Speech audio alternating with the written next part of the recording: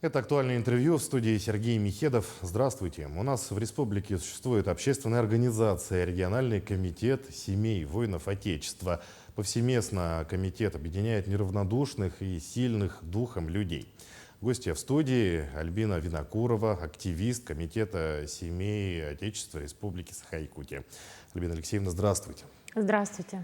Вот в прошлый ваш визит, к нам на передачу мы узнали, что ваш сын погиб во время специальной военной операции.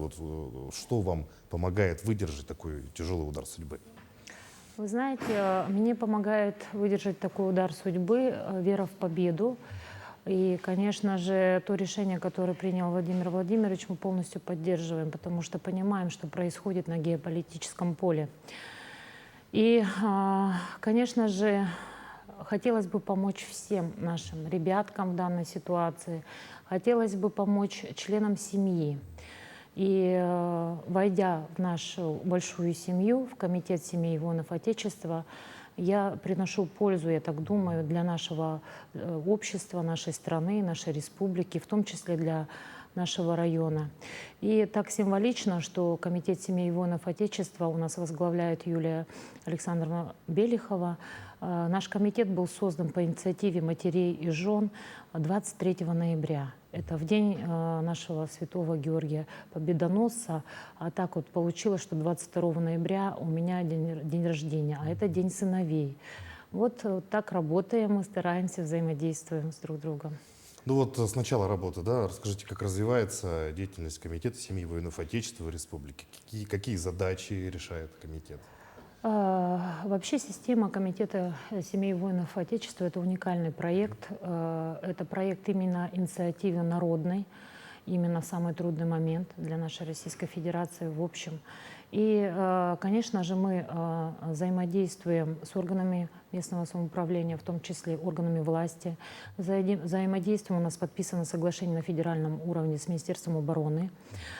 Также тесно сотрудничаем с министерствами здравоохранения, образования, культуры, Министерства социальной защиты труда, и, конечно же, федеральными средствами массовой информации, волонтерскими движениями, союзами, объединениями. То есть поле деятельности очень большое, и я рада, что мы слышим обратную сторону, наши предложения поддерживаются, наши задачи, наши поступившие заявки от бойцов, от членов семьи решаются в положительную сторону.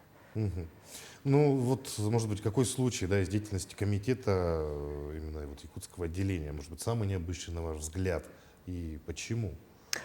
Ну, каждый случай уникален по обращениям, и, конечно же, всех историй не пересказать. Но я расскажу два случая. Один случай у нас был во время боев, наш боец потерял телефон, и, это мы потом узнали, конечно, а так уже подали в розыск. Проходит 1 месяц, 2 месяца, и пока там шли боевые действия, с этого номера телефона позвонили. Конечно же, мы не оповещали еще родных, с таким страхом подняли трубку, а на том конце ребята кричат о том, что вот нашли на поле боя телефон, но бойца нету рядом.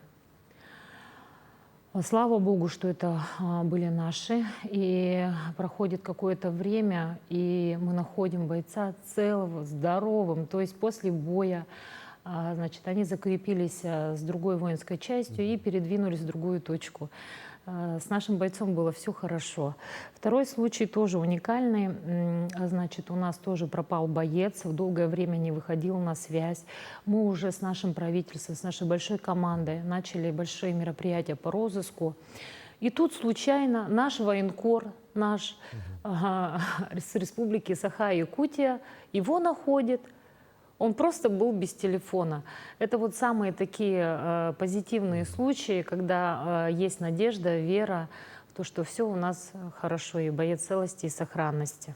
Мгм. Ну, вообще, если говорить в целом, да, в комитет с какими вопросами чаще всего обращаются члены семей военнослужащих? Ну, в основном в решении юридических вопросов, сопровождения в юридическом плане, в консультации по каким-то, может быть, бытовым даже вопросам, как можно решить, с кем и кому обращаться.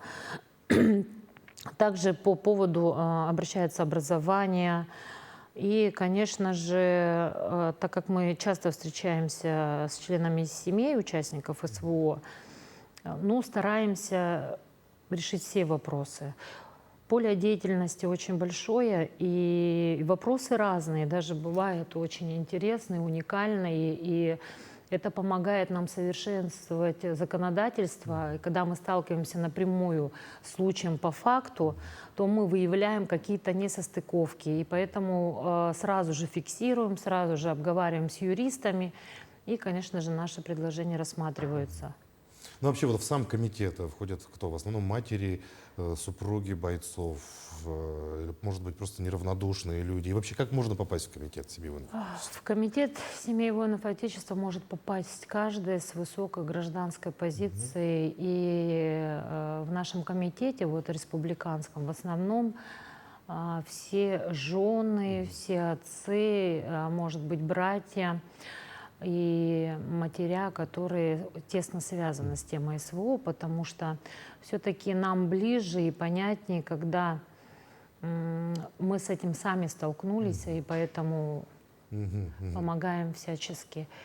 И хорошая нам подмога — это наше сообщество, наше общество.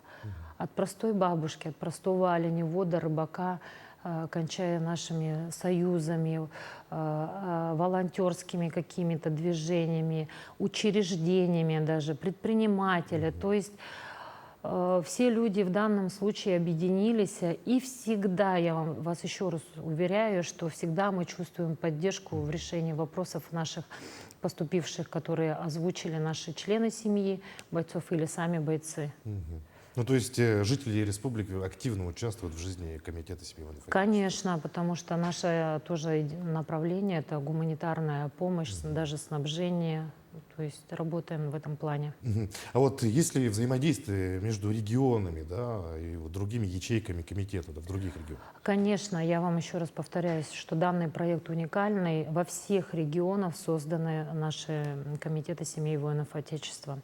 И самый уникальный такой случай у нас был взаимодействие, когда, к сожалению, наш погибший боец якутянин до своей трагического вот такого момента успел создать семью. Мгм.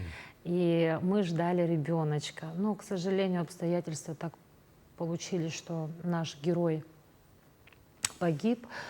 Вот. Но мы сопроводили супругу. Супруга находится у нас в Новосибирской области. Вот. И наш комитет совместно с комитетом Новосибирской области посетил данную семью. И сейчас Новосибирск курирует, да, нашу девочку с младенцем. Мгм. Ну, такой тоже интересный случай достаточно, да. Ну вот Не бросаем. расскажите, да, о планах, о дальнейших планах, да, что планирует комитет в ближайшее время, может быть, пройдет какой-то большой съезд в будущем? Да, сейчас мы уже начали работу с января месяца. Мы проводим диалоги, какие-то дискуссионные площадки, участвуем во всех мероприятиях. Почему? Потому что все слышали по посланию нашего главнокомандующего, президента Российской Федерации Владимира Владимировича о том, что должна быть общая консолидация всех ведомств, то есть, ну, всех структур для того, чтобы достичь единую цель. Буквально вчера Владимир Владимирович еще раз выступил с обращением, чтобы всячески оказывать помощь Комитету семей воинов Отечества. И планов очень много, потому что вот даже некоторые задают вопрос: а вот если закончится СВО, чем вы будете заниматься? И я вам отвечу, что работы будет также непочатый край, потому что есть нерешенные вопросы, есть где-то замедление в решении в этом, но я думаю, что до конца мы дойдем вместе и с победой. Обязательно с победой. Ну, мы восхищаемся вашим мужеством и силой духа и желаем дальнейшей поддержки и успешной работы на благо нашей республики. Приходите в гости, будем очень рады видеть вас снова в нашей студии. Спасибо. А я напомню, вы смотрели актуальное интервью. Оставайтесь на нашем канале.